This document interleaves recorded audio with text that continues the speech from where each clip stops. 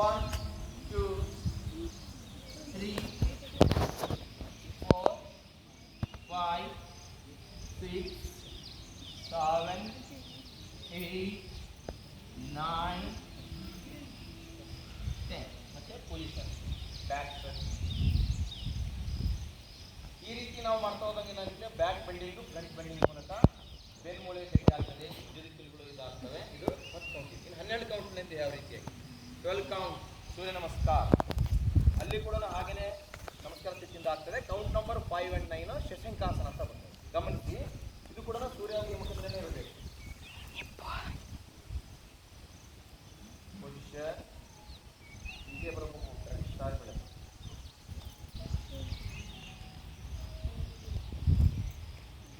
1, 2, 3, 4, 5,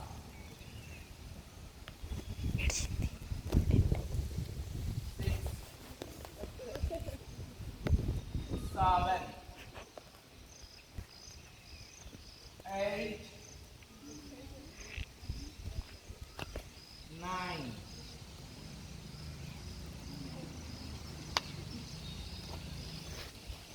10. ಇನ್ನು ಕೂಡ body building ಆಗಿ ಈ ಥರದಲ್ಲಿ ಮಾಡಿ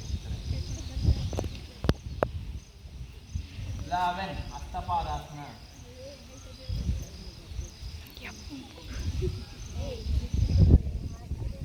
ಇಲ್ಲಿ ನೋಡು, ಪೊಸಿಷನ್ ನೋಡು.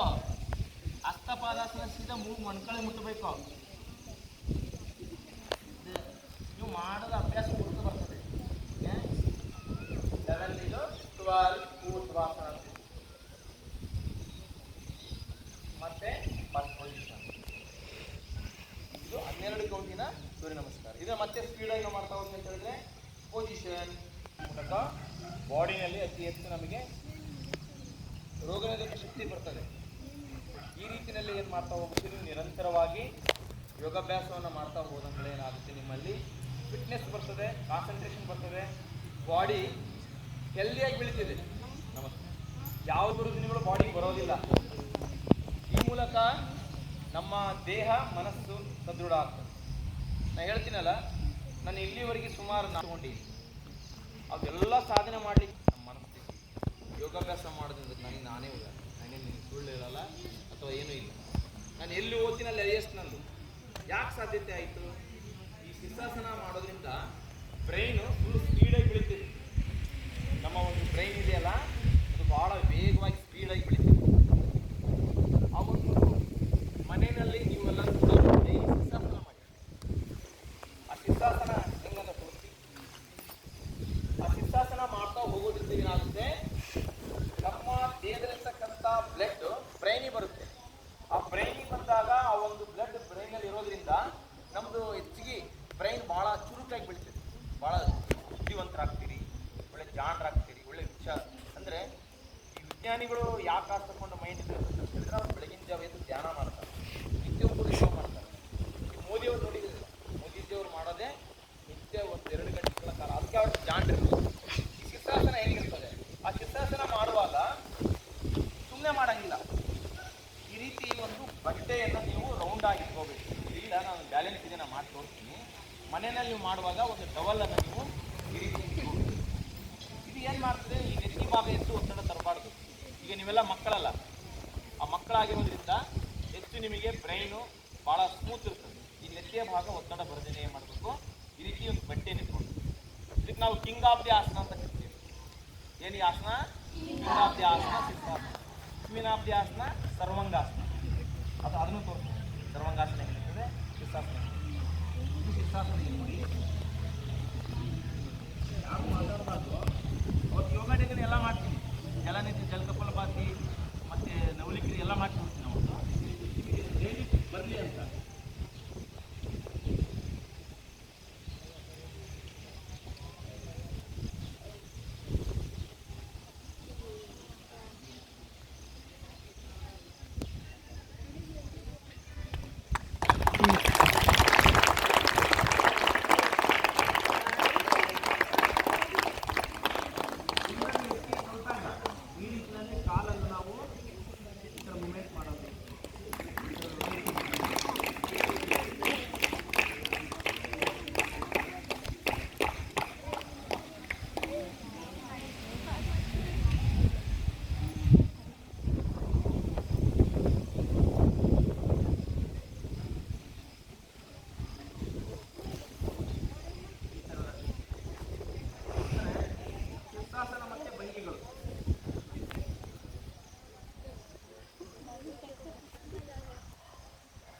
ತಿಳಿಸುವಾಗ ನಿಧಾನ ತಿಳಿಸ್ಬೇಕು.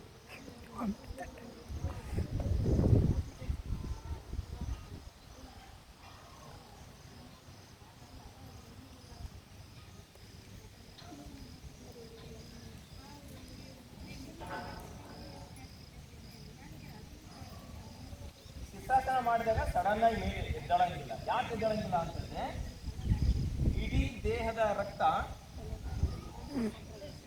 ಈ ಬ್ರೈನಿಗೆ ಬಂದಿರ್ತದೆ.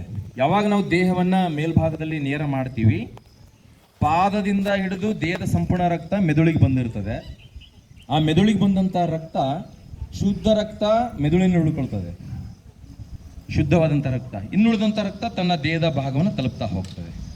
ಯಾವಾಗ ಈ ರೀತಿ ನಿತ್ಯವೂ ಕೂಡ ನೀವು ಮಾಡ್ತಾ ಹೋದಂತೆಲ್ಲ ಏನಾಗ್ತದೆ, ಆ ಶುದ್ಧ ರಕ್ತದಿಂದ ನಿಮ್ಮ ಬ್ರೈನ್ ಭಾಳ ಚುರುಕಾಗ್ತದೆ, ನೆನಪಿನ ಶಕ್ತಿ ಹೆಚ್ಚಾಗ್ತದೆ. ನೀವೆಲ್ಲ ಕೂಡ ಒಳ್ಳೆ ಕಾನ್ಸಂಟ್ರೇಟ್ ಮೈಂಡ್ ಆಗಿ ಜ್ಞಾನವಂತರಾಗ್ತೀರಿ, ಒಳ್ಳೆಯ ಒಂದು ಬುದ್ಧಿವಂತರಾಗಿ ಬೆಳೆಯಲಿಕ್ಕೆ ಇದು ಆಸನ, ಶೀರ್ಷಾಸನ, ಕಿಂಗ್ ಆಫ್ ದಿ ಆಸನ ನಿಮಗೆ ಹೆಚ್ಚು ಹೆಲ್ಪ್ ಆಗ್ತದೆ.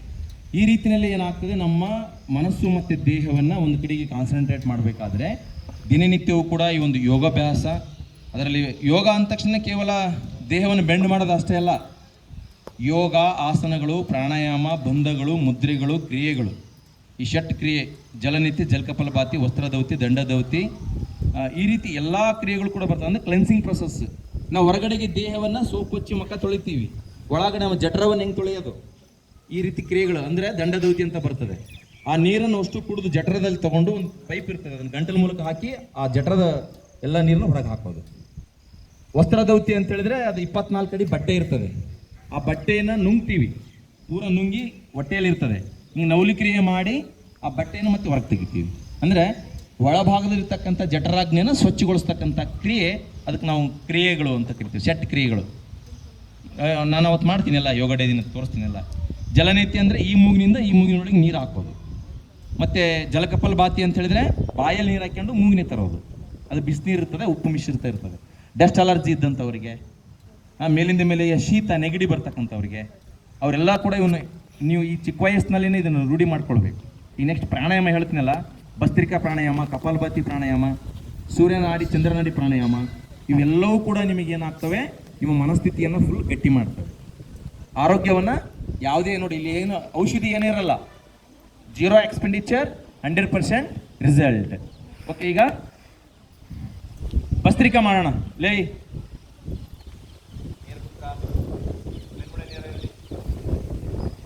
ಭಸ್ತ್ರಿಕಾದಲ್ಲಿ ಏನಂದರೆ ಫೋರ್ಸ್ಫುಲ್ ಹಿಂಗೆ ಎಳ್ಕೊಳ್ತೀವಿ. ಭಸ್ತ್ರಿಕಾದಲ್ಲಿ ನೇರವಾಗಿ ನಾವು ಫೋರ್ಸ್ಫುಲ್ ಹಿಂಗೆ ಎಳ್ಕೊಳ್ತೀವಿ. ಆ ಲಂಗ್ಸು ಭಾಳ ಗಟ್ಟಿಗೊಳ್ತದೆ. ಲಂಗ್ಸ್, ಈ ಶ್ವಾಸಕೋಶ ಏನಿದೆಯಲ್ಲ ಅದು ಫುಲ್ ಸ್ಟ್ರಾಂಗ್. ಈ ನೋಡಿ ಫೋರ್ಸ್ಫುಲ್ ಹೆಂಗೆ ಮಾಡ್ತೀವಿ ನೋಡಿ, ನೀವು ಕೂಡ ಹಾಗೆ ಮಾಡಬೇಕು. ಇದೆಲ್ಲ ಕೈ ಮೇಲೂ ಇದು ಜೋರಾಗಿ ಎಳ್ಕೊಂಡಾಗ ಉಸಿರು ಹೊರಗೆ ಹಾಕ್ತೀವಿ. Inhale up, exhale down. ನೋಡಿ,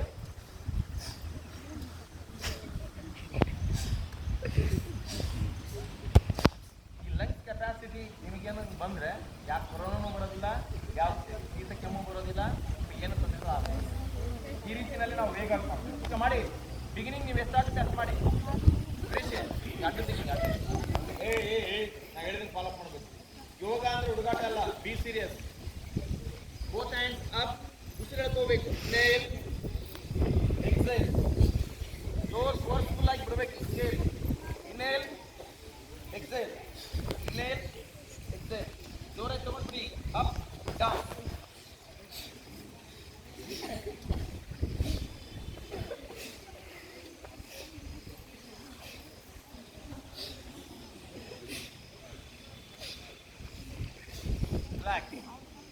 ಬೆನ್ಮುಳೆ ನೇರ ಇರಲಿ. ಯಾಕಲೆ ಒಂದು ಭುಜಗಳಿಗೆ ವ್ಯಾಯಾಮ. ನಾವು ಉಸಿರನ್ನ ತೆಗೆದುಕೊಂಡು ಬಿಡೋದ್ರಿಂದ ಮೂಗಿನ ಹೊರಳೆ ಮತ್ತು ಶ್ವಾಸಕೋಶಗಳಿಗೆ ವ್ಯಾಯಾಮ. ನಾವು ದೈಹಿಕವಾಗಿ ಓಡ್ತೀವಿ, ಕೈಕಾಲುಗಳಿಗೆ ಓಡಿ ವ್ಯಾಯಾಮ ಕೊಡ್ತೀವಿ. ಲಂಗ್ಸ್ ಯಾರು ವ್ಯಾಯಾಮ ಕೊಡೋದು? ಹೋಗ್ತಾನೆ. ಈ ರೀತಿಯಲ್ಲಿ ನಾವು ಯೋಗದಲ್ಲಿ ಈ ಪ್ರಾಣಾಯಾಮಗಳು, ಆಸನಗಳು ಓನ್ಲಿ ದೈಹಿಕವಾಗಿ, ಪ್ರಾಣಾಯಾಮ ಮತ್ತು ಕ್ರಿಯೆಗಳು ಇಂಟರ್ನಲ್ ಆರ್ಗನ್ಸ್, ಒಳಾಂಗಗಳಿಗೆ ಹೆಚ್ಚಿಗೆ ಹೆಲ್ಪ್ ಆಗ್ತದೆ. ಈಗ ಅನುಲೋಮ ವಿಲೋಮ ಪ್ರಾಣಾಯಾಮ, ಎಡಗೈ ಮುದ್ರೆಗಳು ಅಂತ ಹೇಳಿದೆ. ಮುದ್ರೆಗಳು ನಮ್ಮ ನರಮಂಡಲಕ್ಕೆ ಹೆಚ್ಚು ಹೆಲ್ಪ್ ಮಾಡ್ತವೆ. ಯಾವುದೇ ಒಂದು ಮುದ್ರೆಯನ್ನು ನೀವು ಮಾಡಿ, ಚಿನ್ಮುದ್ರಾ, ಚಿನ್ಮಯ ಮುದ್ರಾ, ಜ್ಞಾನ ಮುದ್ರಾ, ರೇಖ ಮುದ್ರಾ, ವಿಷ್ಣು ಮುದ್ರಾ, ಭೈರವ ಮುದ್ರಾ, ಭೈರವಿ ಮುದ್ರಾ, ಇವೆಲ್ಲವೂ ಕೂಡ ನಮ್ಮ ನರಮಂಡಲಕ್ಕೆ ಜಾಯಿಂಟ್ ಇರ್ತದೆ. ನೋಡೋಕೆ ಇಷ್ಟೇ ಈಸಿ, ಆದರೆ ಇದು ತಲೆನೋವನ್ನು ಕಡಿಮೆ ಮಾಡ್ತದೆ. ತಲೆನೋವು ಹೆಡ್ಡೇಕನ್ನು ಕಡಿಮೆ ಮಾಡ್ತದೆ. ಎಡಗೈ ಚಿನ್ಮುದ್ರೆ ಇರಲಿ. ಈ ರೀತಿ ಬಲಗೈ ವಿಷ್ಣು ಮುದ್ರ ಮಾಡಿ ಪ್ರಾಣಾಯಾಮ ಮಾಡುವಾಗ ಈ ರೀತಿ ಅನುಲೋಮ ವಿಲೋಮ ಪ್ರಾಣಾಯಾಮ. ಕಣ್ಣು ಮುಚ್ಚಬೇಕು, ಮನಸ್ಸು ಕಾನ್ಸಂಟ್ರೇಟ್ ಆಗಿರಬೇಕು. ಎಡ ಮೂಗಿನ ಹೊರಳೆಯಿಂದ ಯೋಗ ಪ್ರೋಟೋಕಾಲದಲ್ಲಿ ಕೂಡ ಎಲ್ಲ ಇದೆ, ಪ್ರಾಣಾಯಾಮ ಇದೆ, ಎಲ್ಲದೂ ಕೂಡ ಇದೆ. ಎಡ ಮೂಗಿನ ಹೊರಳೆಯಿಂದ ನಾವು ಇವತ್ತು ಮಾಡ್ತಕ್ಕಂಥದ್ದೆಲ್ಲ ಯೋಗ ಪ್ರೋಟೋಕಾಲದಲ್ಲಿ ಇರ್ತಕ್ಕಂಥದ್ದು. ಎಡ ಭಾಗದಲ್ಲಿ ಉಸಿರು ತೆಗೆದುಕೊಂಡು ಬಲ ಭಾಗದಲ್ಲಿ ಉಸಿರು ಹೊರಗೆ ಹಾಕಿ ಬಲಗೈ ಯೂಸ್ ಮಾಡಬೇಕು. ಬೆನ್ಮೂಳೆ ನೇರ ಇರಲಿ. ಇನ್ನೇಲ್ ಥ್ರೂ ದಿ ಲೆಫ್ಟ್ ನೋಸ್. ಎಡ ಮೂಗಿನ ಹೊರಳಿಂದ ಉಸಿರು ತೆಗೆದುಕೊಳ್ಳಿ. ದೀರ್ಘವಾಗಿ ಉಸಿರು ತೆಗೆದುಕೊಂಡು ನಿಧಾನವಾಗಿ ಉಸಿರನ್ನ ಹೊರ ಬಿಡಿ ಬಲ ಮೂಗಿನ ಹೊರಳಿಂದ.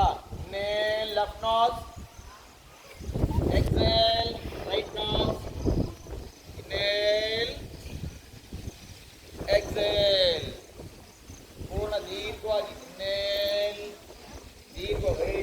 ಮೈಂಡ್ ಕಾನ್ಸಂಟ್ರೇಷನ್ ಕಣ್ಣು ಮುಚ್ಚಿರ್ಬೇಕು. ಕಣ್ಣು ಮುಚ್ಚಿ ಅಲ್ಲವನ್ನ ಉಸಿರು ತೆಗೆದುಕೊಳ್ಳಿ. ಬಲಗೈ ಯೂಸ್ ಮಾಡಿ ಕಣ್ಣು ಮುಚ್ಚಬೇಕಲ್ಲ, ಕಣ್ಣು ಮುಚ್ಚಿ ಕಾನ್ಸಂಟ್ರೇಟ್ ಆಗಿ ಮಾಡಿ. ಇನ್ನೇಲ್ ಎಕ್ಸೇಲ್ ದೀರ್ಘವಾಗಿ. ಅಲ್ಲಿ ಯಾರು ಮಾತಾಡೋಣ ಓನ್ಲಿ ಬಲಗೈ ಯೂಸ್ ಮಾಡ್ಬೇಕಂತ ಹೇಳಿಲ್ಲ. ಅಲ್ಲಿ ಯೂಸ್ ಯುವರ್ ರೈಟ್ ಹ್ಯಾಂಡ್. ಕಣ್ಮುಚ್ಚಿ ಕಾನ್ಸಂಟ್ರೇಟ್ ಆಗಿ ಮಾಡ್ಬೇಕು. ಅನುಲೋಮ ವಿಲೋಮ ಪ್ರಾಣಾಯಾಮ. ಈ ತಂಪಾದ ಗಾಳಿ ಬೀಸುವಾಗ ಅದನ್ನು ನೀವು ಅಬ್ಸರ್ವ್ ಮಾಡ್ತಾ ಉಸಿರು ತೆಗೆದುಕೊಂಡು ಬಿಡಬೇಕು. ಎಡವಳಿಂದ ತೆಗೆದುಕೊಂಡು ಬಲವಳಿಂದ ಉಸಿರು ಹೊರ ಬಿಡಿ. ಮಾಡಮ್ಮ, ಅಭ್ಯಾಸ ಮಾಡಿ. ಯಾಕೆ ಬೆನ್ಮೂಳೆ ಇದು ಮಾಡ್ತೀನಿ. ಕಣ್ಮುಚ್ಚ, ಎಲ್ಲರೂ ಕಣ್ಮುಚ್ಚಿ. ಹಿಂಗಿಡಿಯಲ್ಲಿ ಆಗ್ತೀನಿ. ಹಿಂದಿಂದೊಂದ ಬರುತ್ತೆ ಸರ್. ಬೇಡ ಹಿಂಗಿಡಿ ಅವ್ರಿಗೆಲ್ಲ ಇಡಿ. ಕಣ್ಣು ಮುಚ್ಚಬೇಕು, ಕಾನ್ಸಂಟ್ರೇಟ್ ಇರಲಿ. ಓಕೆ, ಇದೇನು ಅನುಲೋಮ ವಿಲೋಮ ಪ್ರಾಣಾಯಾಮ. ಇನ್ನು ಕಪಾಲಭಾತಿ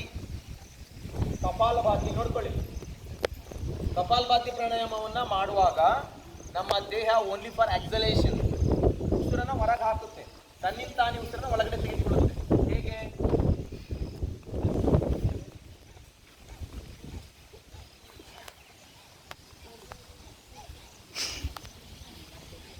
ನೋಡಿ, ಲಂಗ್ಸ್ ಕೆಪಾಸಿಟಿ ಮೇಲೆ ನಮ್ಮ ಜಠರಾಗ್ನಿ ಮತ್ತೆ ನಮ್ಮ ಒಂದು ಇದು ಎಷ್ಟು ಸ್ಪೀಡಾಗಿ ಇದಾಗ್ತದೆ ಅಂತ ಹೇಳಿದ್ರೆ, ಇಲ್ಲಿ ಹೊಟ್ಟೆ ಇನ್ ಅಂಡ್ ಔಟ್ ಆಗಬೇಕು. ಅದು ಇನ್ ಅಂಡ್ ಔಟ್ ಆದಾಗ ಮಾತ್ರ ಏನಾಗುತ್ತೆ ನಿಮಗೆ ಆ ಒಂದು ಕ್ರಿಯೆ ಅನ್ನುವಂಥದ್ದು ಬರ್ತದೆ. ಪೂರ ಹೊಟ್ಟೆ ಒಳಗೂ ಹೊರಗೂ ಇದಾಗ್ತಾ ಹೋಗುತ್ತೆ. ಇದಕ್ಕೆ ನಾವು ಕಪಾಲಭಾತಿ ಅಂತ ಕರಿತೀವಿ. Brain shine is the kapalbhati. Kapalbhati ಮಾಡೋದ್ರಿಂದ ನಮ್ಮ ಬ್ರೈನ್ಗೆ ಬ್ಲಡ್ ಸರ್ಕ್ಯುಲೇಟ್ ಆಗ್ತದೆ, ಕಾನ್ಸಂಟ್ರೇಷನ್ ಹೆಚ್ಚಾಗ್ತದೆ. ಇದನ್ನು ಕೂಡ ನೀವು ಡೈಲಿ ಅಭ್ಯಾಸವನ್ನು ಮಾಡಬಹುದು. ಇಲ್ಲಿ ಒಂದು ಬಾರಿ ಮಾಡಿ ನೇರ ಇಟ್ಕೊಳ್ಳಿ. ಬೆನ್ಮೂಳೆ ನೇರ ಇರಲಿ. ಉಸಿರನ್ನು ಸಂಪೂರ್ಣ ಹೊರಗೆ ಹಾಕಿ.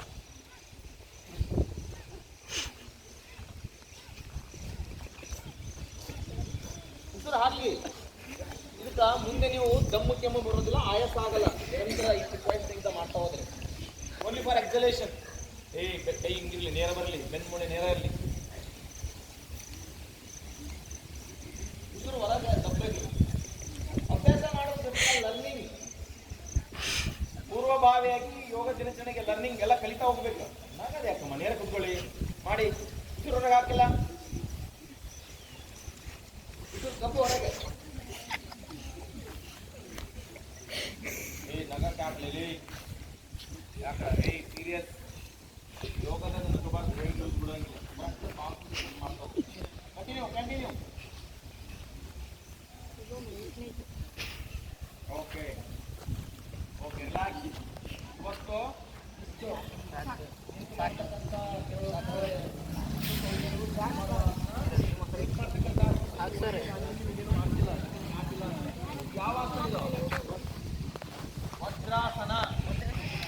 ವಜ್ರಾಸನ ನಾನು ಎಷ್ಟು ತಾಸು ಕಾರ್ಯಕ್ರಮ ಯಾವಾಗ ಪ್ರಾರಂಭ ಮಾಡಿದೆ? 2 ತಾಸು ವಜ್ರಾಸನ ನೋಡಿರ. ಪ್ರಾರ್ಥನೆ ಹೇಳಿದ್ದು ವಜ್ರಾಸನದಾಗೆ, ಕ್ಲಾಸ್ ತಗೊಳೋದು ವಜ್ರಾಸನದಾಗೆ. ಯಾಕ ಅಂದ್ರೆ ವಜ್ರ ಅಂದ್ರೇನು? ಗಟ್ಟಿ ಮುಟ್ಟಾದಂತ ವಸ್ತು. ಆ ವಜ್ರದಿಂದ ಎಲ್ಲದನ್ನು ಕಟ್ ಮಾಡ್ತಾರೆ, ಗೊತ್ತಲ್ಲ? ಹಂಗೆ ನಾವು ಈ ವಜ್ರಾಸನ ಮಾಡಿದ್ರೆ ನೀವು ಮಕ್ಕಳು